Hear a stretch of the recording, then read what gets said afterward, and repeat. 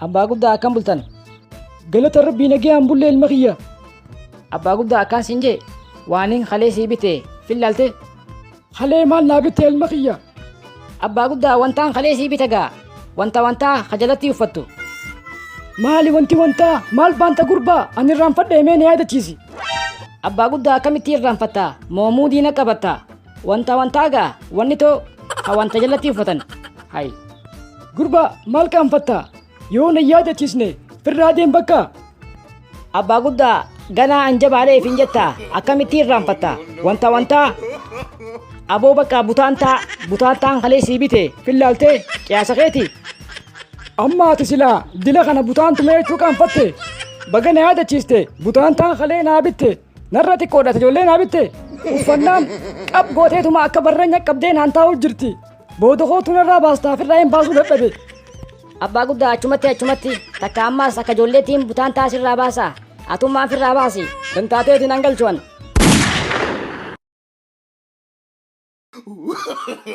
No.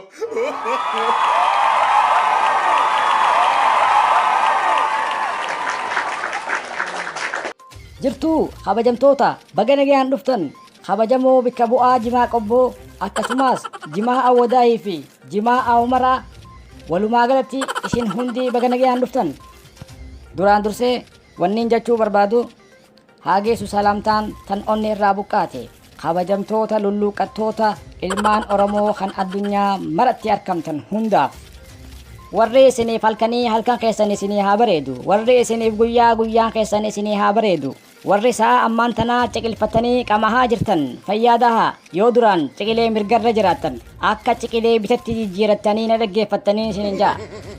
Warri osoo makaddaa kaayatiin qamahaa jirtan akka makaddaa kaayattanii sirriitti ciqilfatanii na dhaggeeffattan. Warri hanqina makaddaa qabdanis xaasaa niyyoo takka fudhadhaa jala kaayaa makaddaa takka gubbaa kaayadhaa ciqilfadhaa. Warri osoo bishaan hin fidatiin qamahaa jirtanis haa bishaan fidadhaa akka jimaan isin fe'ee narraan duune obboleeyyan kiyya. Piroosijira barbaachisu hunda sirriitti guuttadhaa yoo martoo qabaattan martoo uffadhaa yoo hin qabaannes kofoo isin hin qabne tuuttaa taatu sitaatii akkasitti ciqilfadhaa qaamaa qalbii na dhaggeeffadhaa. Arra maal haasa'uu deemaa jechuu keessan hin oolu. Arra waa'ee jijjiiramarraa dubbanna yoo rabbiin nu laaffise. Hogguu ciqiluma bikka jijjiiraa ooluun faayidaa nuuf hin qabdu. Amata meeqa guutuu ciqilfannee qamaane hanga ciqileen suduuda nu baastutti. Suduuda namni addarraa qaba nuti immoo ciqileerraa qabna amata meeqa osoo ciqilfachuun ibaadaa taate nutu ashara mubashiriin tahee jannata nama dura seena. Takkaan isinii hima saahiba kiyya takkaa jira amata dheeraa ciqilfatee qamaurraa kan ka'e harki isaa takka gabaabbatee kiishan seenuuf akkuma kaangaarrootti samii irratti rarra'ee hafee jira. Miskiin ammallee nama qaaxiraa baay'isuurraa kan ka'e maqaa ilmaan isaa irraanfatee aboo kootumee ati eenyu maqaan kee jee yaamee ergatullee arginee jirra bara ajaa'ibaa. Namicha takkaa ture hogguu qaaxiraa bulu guyyaa rafaa ooleetii halkan qamahaa bula ijoollee isaa wajji takkaa walagareen beeku kanuma mana takka keessa wajji galan galgalee eega isaan rafan hirriba ka'a ganamaas osoo isaan hirribaan ka'in rafa duuba gaaf takka mana keessaa isa rabbashaniitii ganama hirriba isa dhorkan. Tana gisee kee ilaalu ijoolleen dila kanaatu mana keessaa rabshaa godhu jira. Arra jaartiin tiyye jettee ijoollee gandaa hunda waliin naa qabde jee aaree intal ijoollee gandaa hunda maaliif walitti qabdee na rabbashiista jee tekee us ijoolleen teetii tiyyeeteen allamaa kalan baleen beekuu jee walolanii firdi beetii hunda wal dhaaban. Haadaa dalagaa of qaaxira sammuu ilma namaa firii ta'uu qabdi. Qaaxiraan sammuu nama irreesti. Ummanni qaroome sammuun isaanii addunyaa kanaaf maal uumnaa jaanii yaadan. Nuti immoo maanu uumtee jirra. Laala differensii. Namichi jimaa cabsu takka maal naan jee namni maallaqa dalagattee baankii irraa meeqa qabda jee wal gaafataa nuti immoo arra qaaxiraa meeqa qabda jennee wal gaafna naan jee miskiin.